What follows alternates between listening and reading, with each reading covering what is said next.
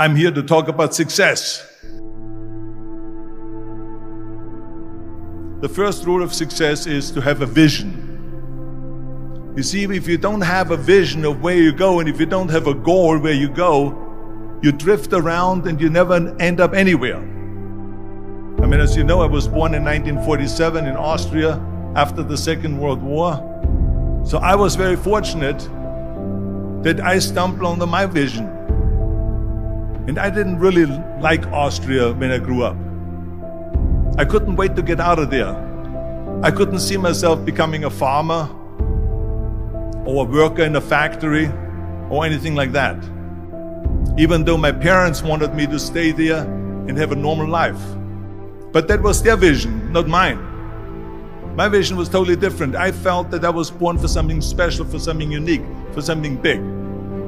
Then one day I went to school. I remember I was 11 years old, and they showed a documentary about America. And there they showed in this documentary the huge skyscrapers, the high-rises, the huge bridges, the 6-lane freeways, and all of this stuff. And I said to myself, that's where I want to be. I don't want to be around here with these little farmhouses and these little buildings. I want to be in America. One day after school, I walked by a store in Graz.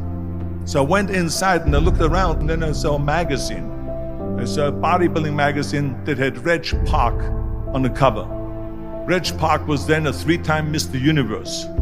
And I saw him on the big screen as Hercules. I read that and I said to myself, wow, this is the blueprint for my life.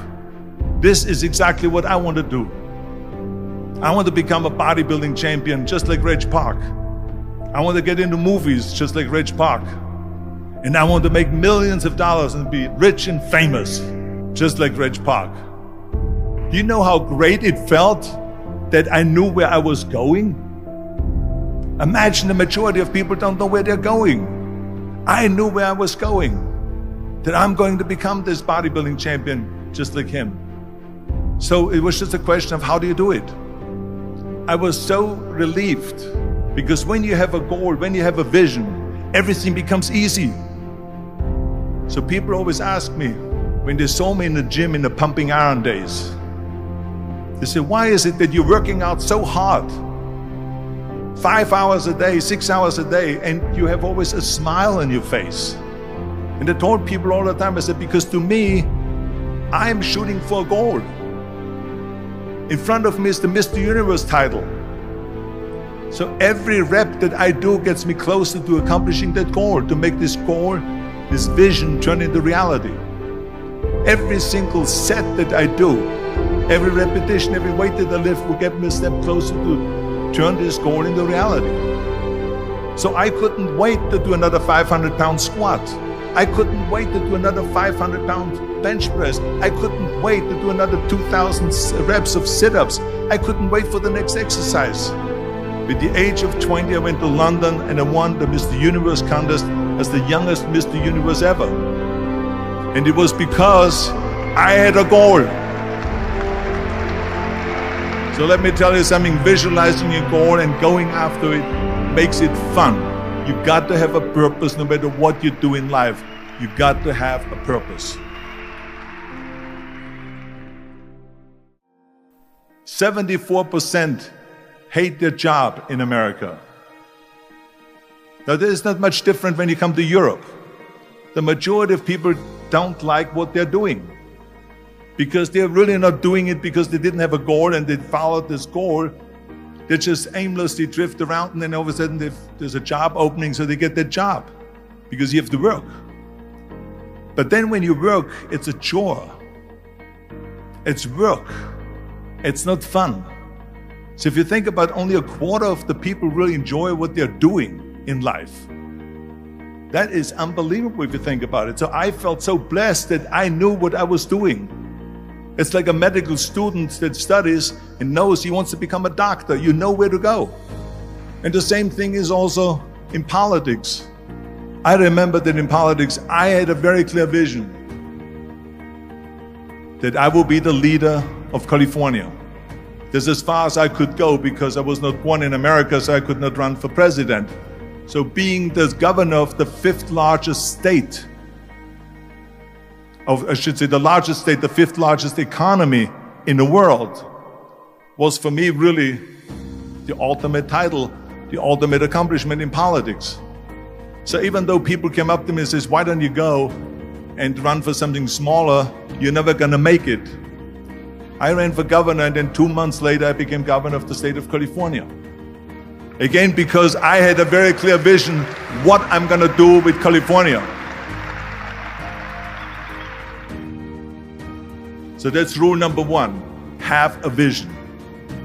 Rule number two is, don't listen to the naysayers.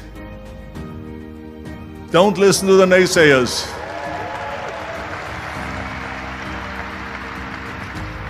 Everything I ever did, the thing that I heard out of people's mouth was, that's impossible. That can't be done. Or no. That is exactly what I heard, and of course I proved to the people that it can't be done. So whenever someone said to me, it can't be done, I heard, it can be done.